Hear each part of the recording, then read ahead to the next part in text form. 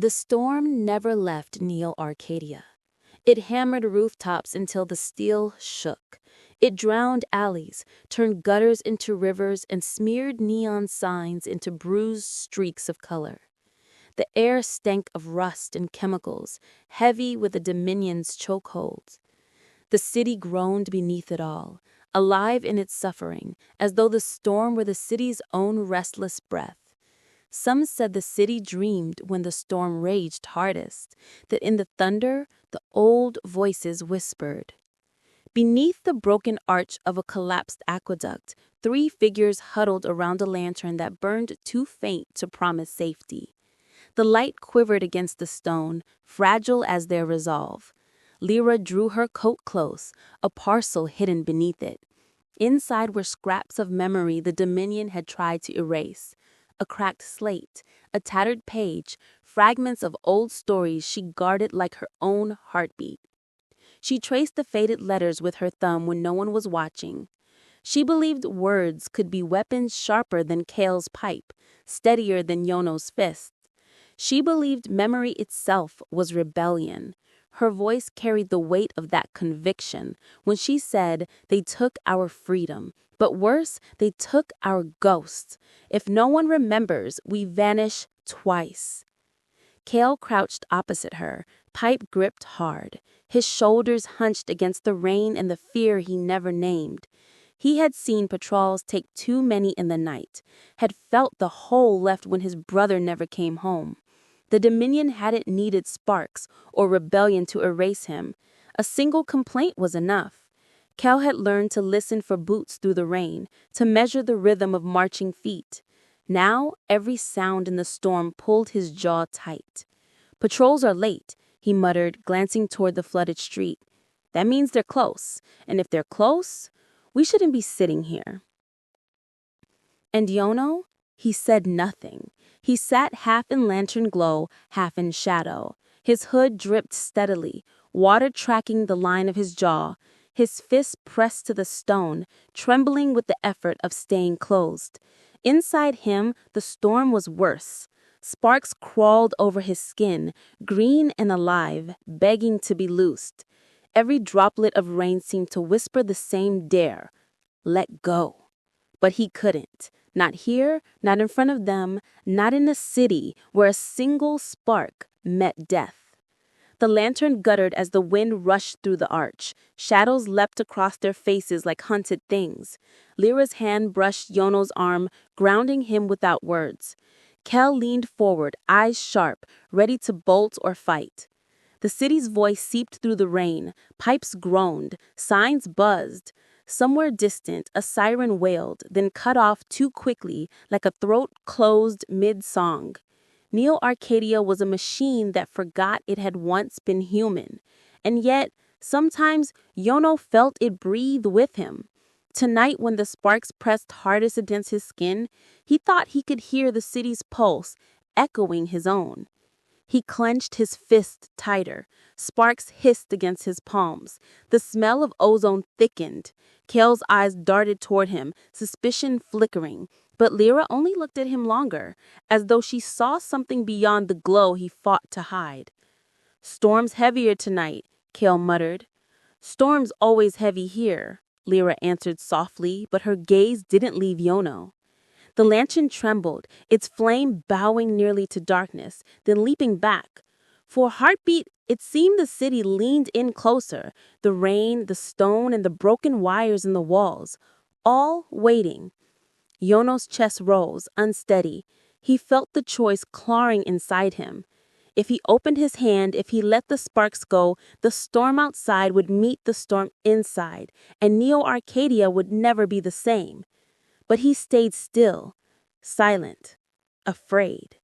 The lantern flickered on, stubborn against the dark. Between the 3 of them, fragile light survived. They could not stay under the aqueduct forever. When the march of boots began to echo faintly through the rain, Kael lifted his pipe and jerked his chin toward the shadows. "Move," he hissed. "This hideout's done." Lira blew gently on the lantern and cupped it to her chest, muffling its glow as she followed. Yono came last, reluctant, as if leaving the arch meant leaving the last safe heartbeat of the night. They moved through back streets where the storm collected in black pools. Neon signs buzzed overhead. Half-dead mascots smiling promises no one believed. A collapsed tram line blocked the road. Kael helped Lira climb the twisted rails while Yono lingered at the bottom, staring at a glyph faintly visible on the stone. It pulsed once, green before the rain swallowed it. "Yono," Lira whispered sharply. "Don't stare. Move." He obeyed, but the glow lingered in his mind like an afterimage. At a corner, Kael froze. He raised a hand, signal for silence. Across the street, the minion soldiers passed in perfect rhythm, floodlights cutting sheets of rain into blades. The trio pressed into shadow, breath shallow. The lights slid across the street, then away. But Yono's heart thundered so loud he feared it would give them away. Sparks crawled across his fingertips before he clenched them into his palms until they bled. When the soldiers turned a corner, Kael exhaled. Too close. He shot Yono a glare, as though suspecting his fear made the sparks stir the air. Yono looked away. Lira touched both of their shoulders. No fights. Not tonight. They pressed on, slipping through drowned alleys until the storm swallowed the sound of patrols again. At last, they ducked into a drainage tunnel where dripping water masked their footsteps. The lantern was lit again, casting their shadows on the curved walls. For a while, no one spoke, only the rain and the sound of their boots. Then Lyra's voice, steady but quiet. "One day, the storm won't belong to them. One day, it will answer us." Yono glanced at her. Her words felt like they reached inside him, speaking to the sparks he hid. Kael scoffed under his breath, but did not argue. He never argued with her when she spoke like that. They surfaced into a market buried under scaffolding and plastic sheeting that sagged with rain. Stalls were closed, their tarps strapped down, but the smell of fried oil and metal shavings clung to the air like a memory that refused to be washed away. A stray cat blinked at them from a stack of crates and disappeared when a floodlight swept the nearby wall. "Under the stairs," Lira said, tilting her head toward a rickety flight of tram steps. The space beneath was a triangle of shadow. She slipped the lantern inside. Its glow cut a little cave out of the dark. Kael took first watch at the mouth of the alley, pipe across his shoulders like a bar. Yono sank to the floor with his back to the wall, hands tucked under his arms to keep the light in them from looking like betrayal. Lira touched her parcel. She handled the cloth as if it might bruise, then laid out its treasures. The cracked slate, the tattered page wrapped in a strip of faded red ribbon, a shard of glass etched with lines that could have been art or a map. She touched each, then folded her hands to keep from touching them again. "Read it," Kael said, without turning. His tone made it an order and a kindness at once. Lira hesitated. "It's better when you hear it in your head. We live in a city where the only head that's safe is one with nothing inside. Read."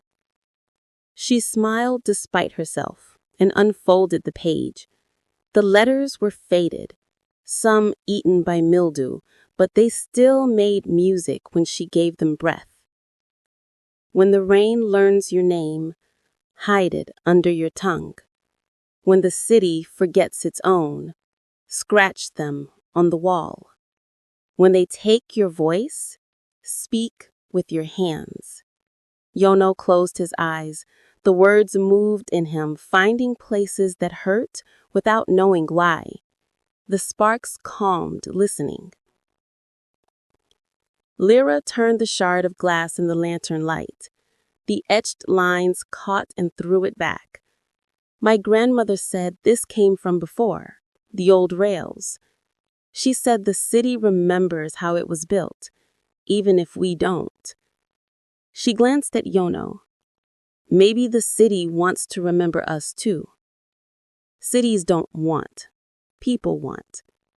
Kael shifted, scanning the mouth of the alley again, but the sharpness in his voice had dulled. Maybe wanting is something a place can learn, if enough people teach it. Yono didn't speak. He thought of the glyph's pulse in the rain, the way it had answered him without him asking, and of how his hands ached to answer back. The storm thickened. Water hammered the market tarps until they bowled and dumped their weight in sudden sheets that made the whole block flinch. Somewhere close, a loudspeaker crackled and coughed out a cooked directive about curfews. The voice sounded tired of its own orders. "Time to move," Kael said. "This is where they sweep when weather's bad. Easier to trap people when they run for cover." Lira folded the page, tied the ribbon slow, and tucked the parcel against her chest. Yono stood and flexed his fingers once. No sparks. He could pass for ordinary if no one looked along. They left the safety of the stair triangle and joined the rain again. The market's maze gave way to a narrow lane where old bricks showed through new plating. Faded graffiti peeked from seams that Dominion paint crews had missed. A spiral scratched close to the ground, almost rubbed out by many feet. Yono slowed. The spiral felt familiar, as if the city had signed a letter he didn't know was addressed to him. "Don't," Kael warned, without turning. "I wasn't," Yono said, and knew that was almost a lie. They reached an intersection where the water ran shin-deep. A shattered street lamp lay across the flow like a fallen mast. Kael tested the current with his pipe and waded across first, boots slipping on the tiles beneath. Lira followed, holding the parcel high. When it was Yono's turn, the water pressed against his shins as if the city were trying to push him back. Halfway across, floodlights blew out the darkness to their left. Soldiers spilled into the lane, visors shining, rifles cradled. The floodlight pinned the crossing like a stage. "Down," Kael snapped, already moving. He shoved Lira behind the lamp mast and planted himself between her and the light, pipe raised. Yono froze, water tugging at his boots, the glare cutting through his hood to the shape of his face. "Hands where we can see them," a soldier called. The voice had the casual cruelty of someone whose day had not yet gone wrong. Yono lifted his hands out of the water, fingers spread. Light found wet skin. He felt the sparks stir as if light were invitation. He swallowed and dragged the feeling down into the place he kept for bad things he could not afford to feel. "Papers," the soldier said. Lira reached for her pocket, slow. "Together," the soldier said. "All of you." Kael's jaw flexed. "They'll clock the ribbon," he whispered without moving his lips. "It marks her as a hoarder." Yono looked at the parcel under Lira's coat. He could see the outline of the shard of glass against the fabric, the thinness of paper under the ribbon. The floodlight brightened. The first soldier waded toward them, water breaking around his knees. Two more shifted to either side, a triangle of certainty. Yono's pulse climbed toward panic. His fingers tingled. A filament of green crawled along his palm and died. "Don't," Kael breathed. The soldier reached out, gloved hand open for the parcel. Lira clutched it tighter and lifted her chin. "Please," she said. "It's a keepsake." "Everything worth keeping already belongs to the grid," the soldier said, not unkindly. "Let go." Something in Yono cracked.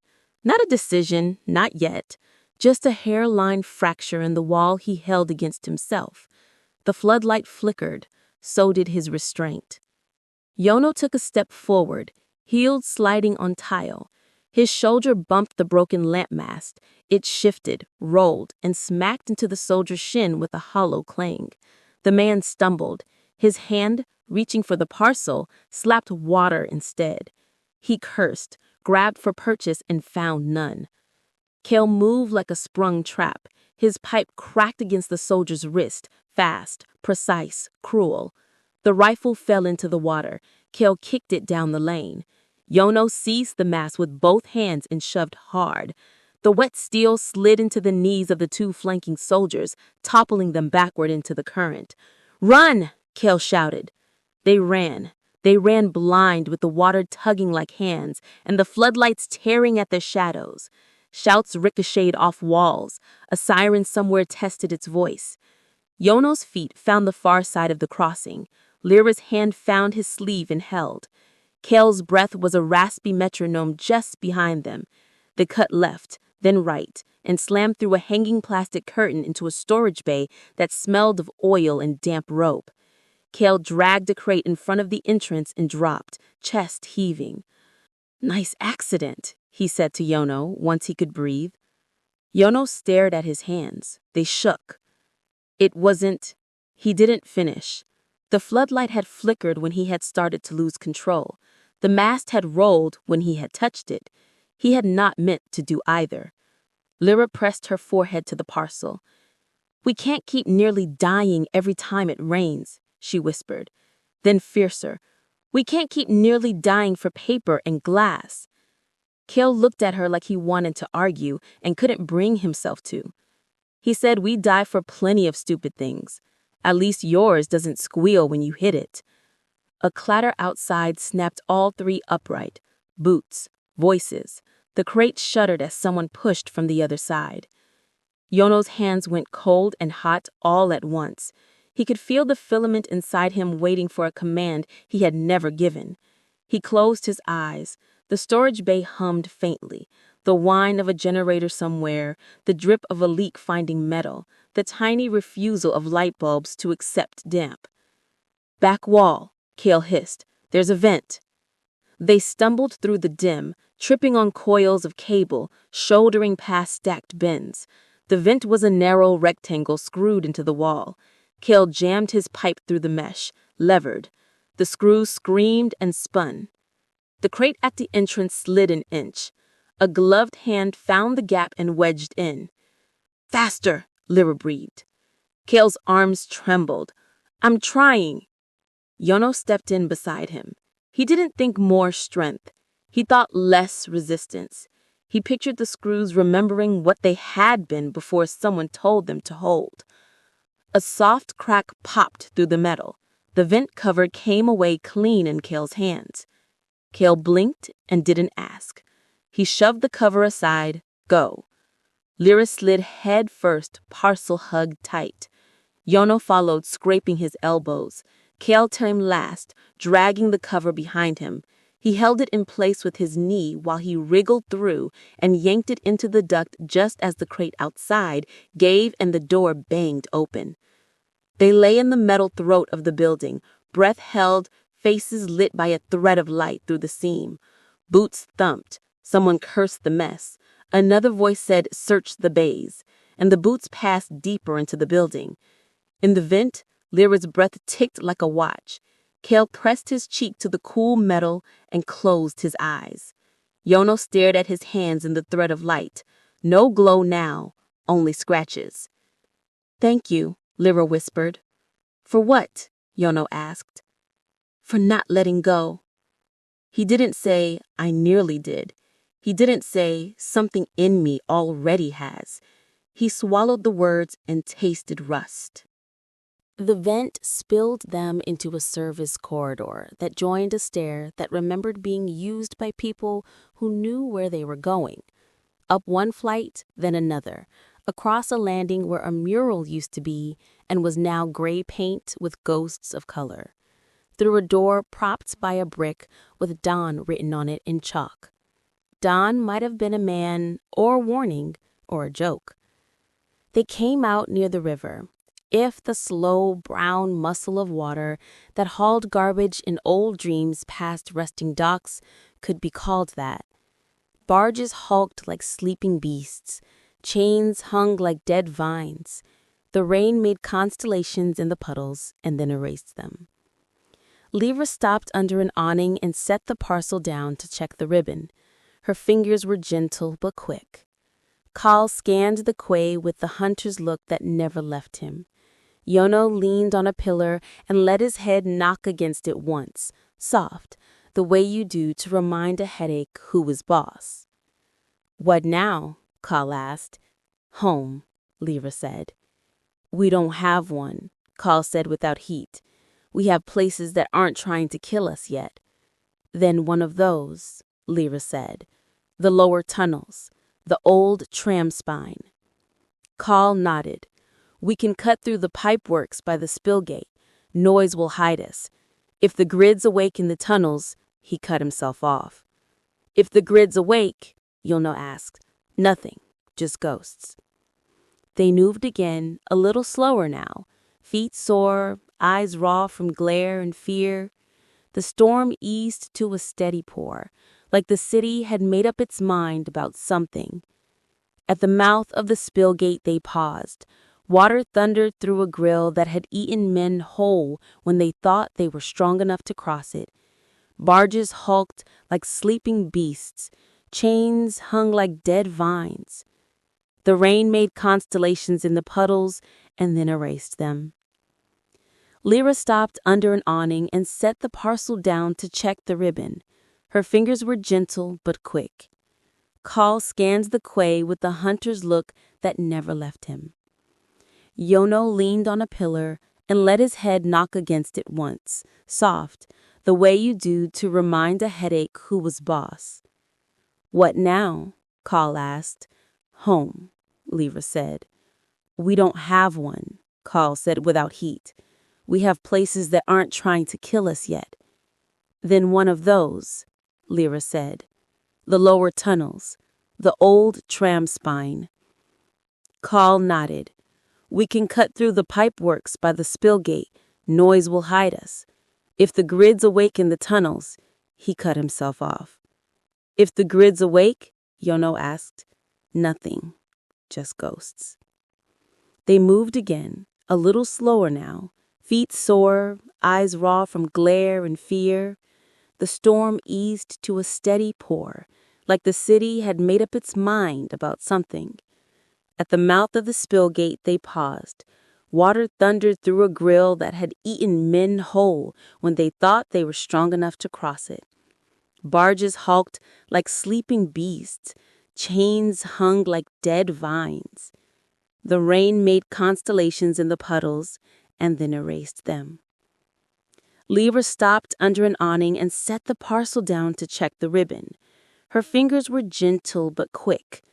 Kael scanned the quay with the hunter's look that never left him. Yono leaned on a pillar and let his head knock against it once, soft, the way you do to remind a headache who was boss. "What now?" Kael asked. "Home," Lira said. "We don't have one," Kael said without heat. "We have places that aren't trying to kill us yet." "Then one of those," Lira said. "The lower tunnels, the old tram spine." Kael nodded. "We can cut through the pipeworks by the spill gate. Noise will hide us. If the grid's awake in the tunnels," he cut himself off. "If the grid's awake?" Yono asked. "Nothing, just ghosts." They moved again, a little slower now, feet sore, eyes raw from glare and fear. The storm eased to a steady pour, like the city had made up its mind about something. At the mouth of the spill gate they paused. Water thundered through a grill that had eaten men whole when they thought they were strong enough to cross it. The pipeworks beyond were a forest of rust and drips. Lira put her hand on the wall. "We're almost there."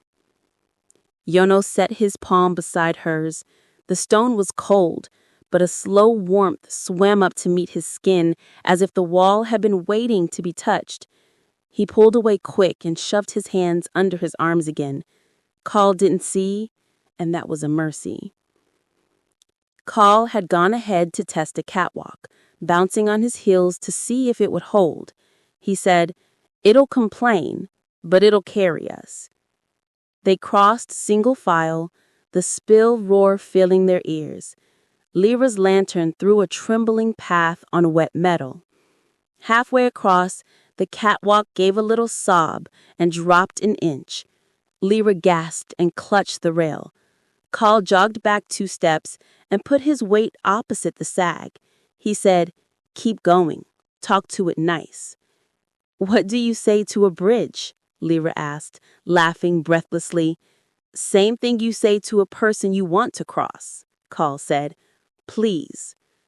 Yono's mouth twitched despite everything. He murmured thank you to the metal and did not look at his hands when the tremble steadied. The far side opened into the tunnel mouth, stone ribs arcing overhead, floor gritted and slick, the lantern making gold out of damp. Lira stopped just inside and looked back toward the river. Rain braided the air into curtains. Somewhere a siren wound down and died. "We made it," she said. "For tonight," Kael said. Yono trod toward the deeper dark.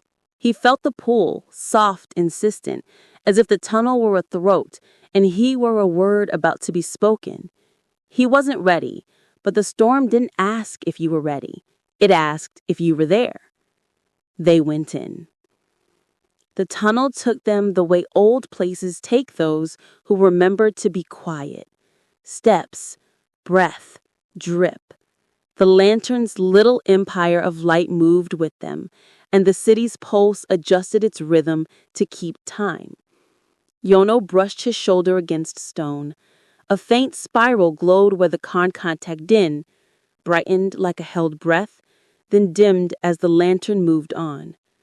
Lira saw it and said nothing, but her hand found his sleeve. Kael missed it entirely, and that was a mercy. They rounded a bend where the wall curved like a rib and found a cavern where an old tram had been left to become a lesson about time. Its windows were blind with lime and memory. Someone had chalked names along its side, and then someone else had scraped them off until they were almost gone. Almost. Lira laid her parcel on the tram step and sat beside it. Kael slid down the opposite wall and let his head thunk back. Yono sat for a long time with the lantern in his hand, watching the way its light wrote trembling letters on the metal. "Sleep," Kael said without opening his eyes. "I'll take first watch." "You always do," Lira said. "Then you always wake up," Kael said. Lira smiled tiredly. She wrapped her coat tight and tucked the parcel between her feet and the tram. "Good night, Yono." Yono didn't answer. He was listening. The storm above had quieted to a steady hush. In its place came a different sound, small, shy, like someone in another room practicing a song they weren't ready to sing for anyone else. It wasn't the grid. It wasn't the Dominion. It was older than both and younger than Yono. It moved along the stone like light caught in veins. Yono opened his hand, just a little, enough for a thread of green to climb his palm and vanish into the air between his fingers. The lantern did not brighten. The world did. He closed his hand again, careful, and sat down with his back to the tram. The metal was cold. It remembered weight. He let his head rest and his eyes slip shut. The sparks hummed to themselves the way children hum when they have been asked to be quiet and are trying. In the dark beyond the lantern's reach, something patient shifted. Stone remembering footsteps, air remembering names. The tunnel breathed, the city dreamed, the storm kept the beat. Between them, a fragile light burned, refusing to die. And so began the first sparks.